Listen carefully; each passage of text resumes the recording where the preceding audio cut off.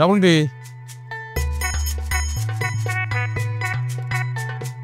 কেউ নেই মনে হচ্ছে, তুলি পামেলা সবাই করে গেল। ডাবল ডি এ বাড়ির কেউ কি চালের নিচে মাথা রাখে যে আসলি অমনি তুমি তাকে দেখতে পাবা? এ বাড়ির সবাই একটু উড়ু উড়ু উড়ু উড়ু করে বেড়ায়। এ বাড়ি মাইকি করতে নয় বাদই দিলাম, একমাত্র বউ সেও তো চালের নিচে মাথা রাখতে চায় না। তাহলে হয়েছে কি ডাবল ডি, আপনাদের এই ফ্যামিলিটা হচ্ছে ফ্লাইং ফ্যামিলি, উড়ন্ত ফ্যামিলি। কেউ শখে ওড়ে, কেউ স্বপ্নে ওড়ে, কেউ দুঃস্বপ্নে ওড়ে, আবার কেউ প্রেমে ওড়ে। কি ঠিক বলেছি না আমি? এই সব সময় তুমি আমার ডবল ডি কও কেন? শুনতে কিরাম লাগে। আমাদের তুলিও দিয়ে এই ভাষায় কথা কয়, তুমি আমার চাচা করতেই পারো না, শুনতে ভালো লাগে। ডাবল ডি ওই আমি আর তুলি হচ্ছে একটু ওয়েস্টার্ন প্র্যাকটিসের মানুষ। এই চাচা ফাঁচা শুনতে কিরম খ্যাত লাগে আমাদের কাছে, সেই কারণে ডাবল ডি বলি। কি জানে কি তোমাকে পছন্দ। যাক গে, ওইসব বাদ দাও, যে কাজ নিয়ে আইসাও সেটা নিয়ে কথা কই। হ্যাঁ সেটাই ভালো। শোনো, মানুষের ঋণ দেওয়া আমার কাজ, কিন্তু তোমার ঋণ দিলে আমার সবসময় ঝামেলায় পড়তে হয়। তারপরেও তোমার আমি কেন লোন দিতে রাজি হয়েছি সেটা কি তুমি জানো?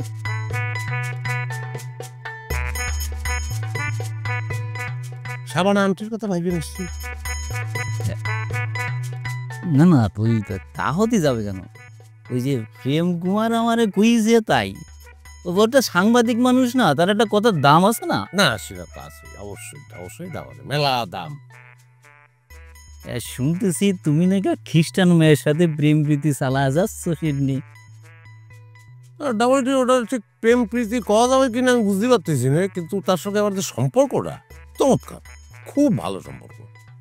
আচ্ছা, আর একটা জিনিস, ধরো তুমি বিয়ে করলে, বিয়ে করার পরে তুমি খ্রিস্টান হবা নাকি ওই মাইয়ে মুসলমান হবে?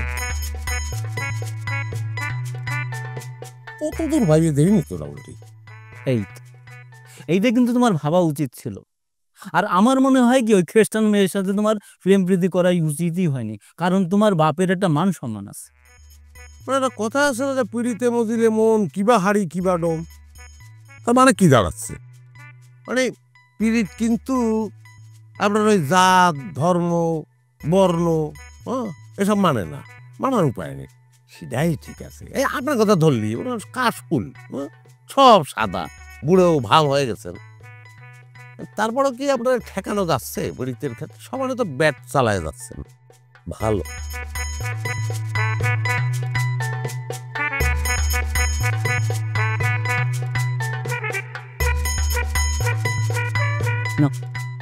জানি সই করে দাও।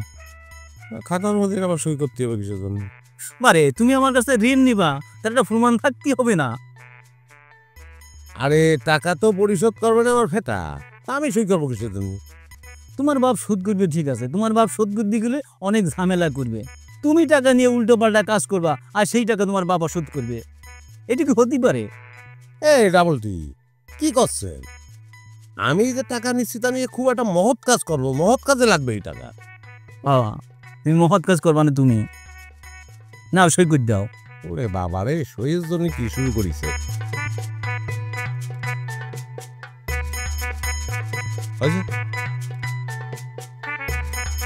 শোনো, তোমার এই নিয়ে টাকা তোমার আব্বাই যদি শোধ না করতে পারে তাহলে কিন্তু তোমারই শোধ করা লাগবে। আরে ডাবল টি, এ নিয়ে আপনার কোনো চিন্তা করার দরকার নেই। আমি কিনা আমার ফেতার সবচেয়ে আদরের সন্তান হচ্ছি আমি। আমার ফেতা নিজেই ঋণ শোধ করে দিবে, আমি শোধ করলে পরে মাইন্ডও করতে পারে। টাকা দে। আদর না চাই।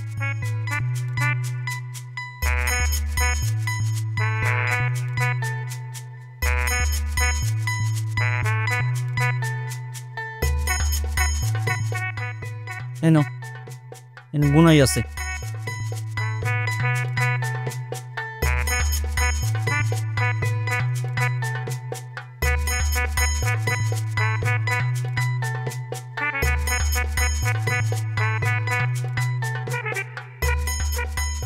আমার টাকা থেকে আপনি টাকা রাখুন, টাকা তাও না আমার। ইয়ে যে কি আমারও তো কোনো ভুল হইতে পারে। ঠিক আছে না? সময় মতো শোধ করে দিও।